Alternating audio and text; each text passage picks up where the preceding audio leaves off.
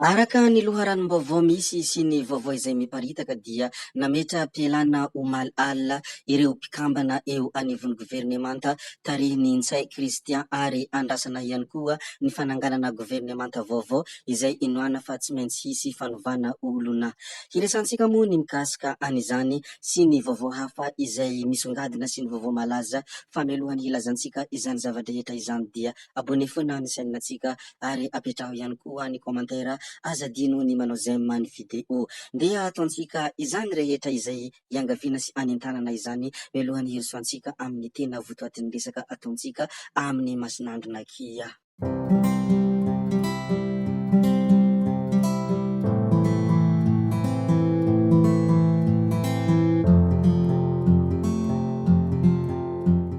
Araka izay navoaka ny gazetiko moa dia mitentina 500 miliara ariary nitrosan'ny jirama tokony halohany amin'ireo mpiara-miasa madinidinika sy mpamatsy solika. Tsara moa ny mampahafantatra an'izany. Mbola miresaka indrindra mikasika an'izay jirama izay itsika, tsara ny mampahafantatra fa hiha mafimafy ny fahatapanjiro mifandimby ho an'ny Antananarivo sy ny manodidina anio alakamisy eo anelanelany amin'ny 8 ora maraina sy amin'ny 4 ora hariva. Izay vinavinaina hahagitra ora 3 isaky ny fahatapahana mifandimby. Mbola andalana ireo fiarabe mitondra solika mavesatra avy any Toamasina. Miharitra ihany koa nefa ny tahirin-tsolika eo ampelatanana hampiodinana ireo milina mpihary herinaratra. Zay moa ny mikasika jirama sy ny mikasika resaka delestazy. Ndeha isika resaka hafa indray izay tsara ho fantatra eto amintsika sy ny vaovao nandalo ary vaovao misongadina. Nidina andalambe tsy manaiky ny fanodikodinana ny voka-pifidianana tao amin'ny distrikany Maivatanana ireo mponina. Numéro 3 no namono ny voay nefa numéro 4 no miravaka ny vanginy hoy ny sorabaventy hita eny amin'izy ireo rehefa nanao izany fidinana andalambe izany. Zay ny zava-nisy tany Maivatanana koa dia zarainay aminareo ary ampahafantarinay ianareo rehetra fanaraka an'ity chaîne ity ato anatin' ity video anankiray ity. Zava-nisy moa izany koa dia tsy hainy tsy laza izany zava-misy izany ka izany indrindra koa no antony izaranay izany aminareo rehetra. Ny manaraka izay ho resantsika dia ity zavatra anankiray ity anisan'ny vaovao nisy sy vaovao izay tena niparitaka ihany koa. Ty anankiray ity moa dia nahiditra amponja izy efatra satria nanao konty feky ny minisitra. Nampiasa konty sandoka mitondra ny anarana minisitra ao amin'ny Facebook izy efatra amin'ny rahalahy reto no voasambotra. Makavola amin'olona amin'ny alalan'ny fampanantenana fa mahatafiditra mpiasam-panjakana no ataony izy reto. Tao aorian'ny fikarohana nataon'ny polisy avy ao amin'ny cybercriminalité dia voasambotra izy efatra ireto ary nidoboka amponja avokoa. Marihina fa nisy nisandoka ihany koa ny anaran'ny minisitra ny filaminam-bahoaka efa voasambotra avokoa ireo izay nanao izany. Resaka tsy fandriam-pahalemana indray ity anankiray manaraka ity. Reny mpianakaviana iray ny antsena no nidarohan'ny mpanendaka teny Anosibe ny omaly maraina.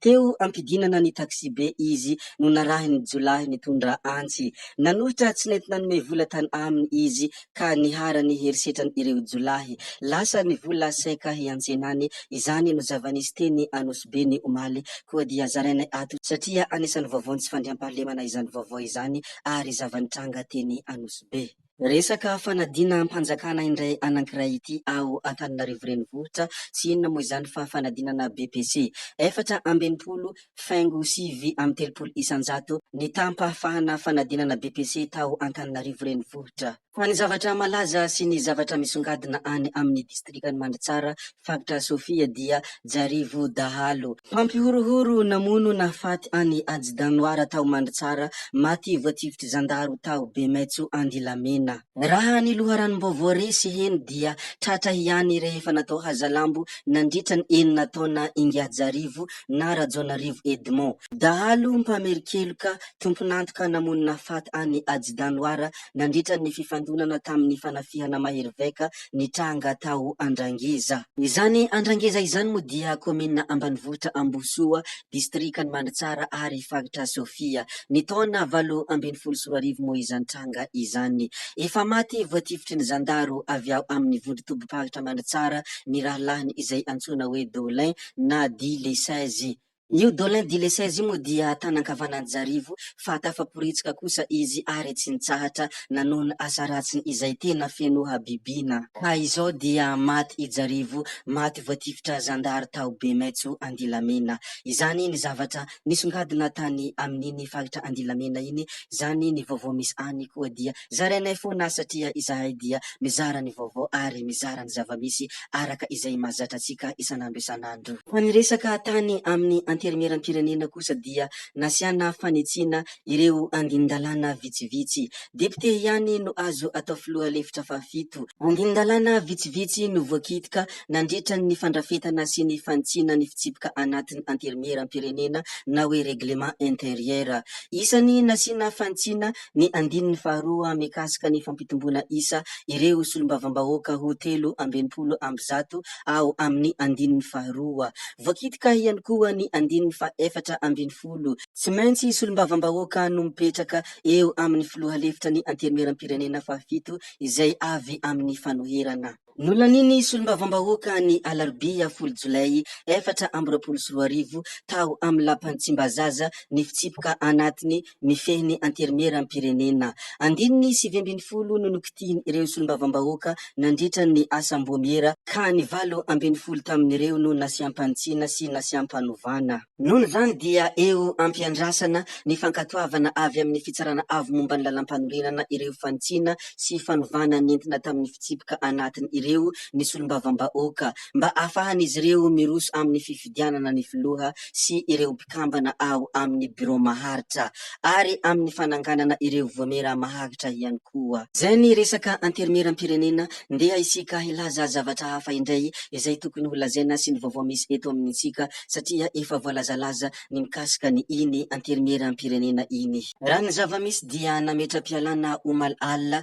ireo mpikambana eo anivon'ny governemanta tarihiny Andriamatoa Saint Christian ary andrasana ny fananganana governemanta vaovao izay inoana fa tsy maintsy hisy fanovana olona. Nankatoavy filoham-pirenena androany ihany koa ny didy mpanjakana mamaritra ny fialany izy ireo. Izay ny mikasika ny Premier Ministre Saint Christian sy ny ireo mpikambana ao anatin'ny governemanta, ndeha isika ilaza zavatra hafa indray. Ity anankiray ity moa dia mbola tohiny ny hetsiketsika izay nataon'ny vahoaka tany Avangian-drano ny fangatahana hamoahana any depute Mavitara Silvestre. Nosamborina tao masianaka Avangian-drano Israel Rasambozafy sy ny mpiambina azy iray ny Omaly. Fitarihan'olona hanakorontana ao Avangian-drano no voalaza fa antony ny samborana mpitandro filaminana azy. Nentina ny hazo any mananjary izy ireo hiatrika ny famotorana. Filohany vovonana BAM ivondroan'ny foko maro moa Israel Rasambozafy. Fitakana famoahana any Mavitara Silvestre no nitarihan'ny olona na tonga izao fisamborana azy izao.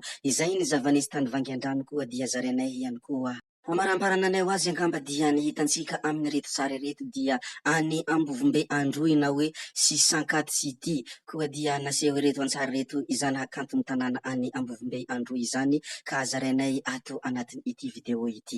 Zay koa ny namarana ny video antsika ary tompoko vavy sy tompoko lahy koa dia mankasitraka anareo na vitanay ny video hatramin'ny farany ary mbola manentana anareo ny mbola hanaraka ny video manaraka izay alatsakay misesisesy ato. Zay fa tsy ataonay lava ny resaka miarabeloma izahay ody izahay sao dia fa ianareo kosa mazotoa amin'ny zavatra rehetra izay atao amin'ny manaraka indray no manao ny misimisy gaby hoe tsao tsao velomo.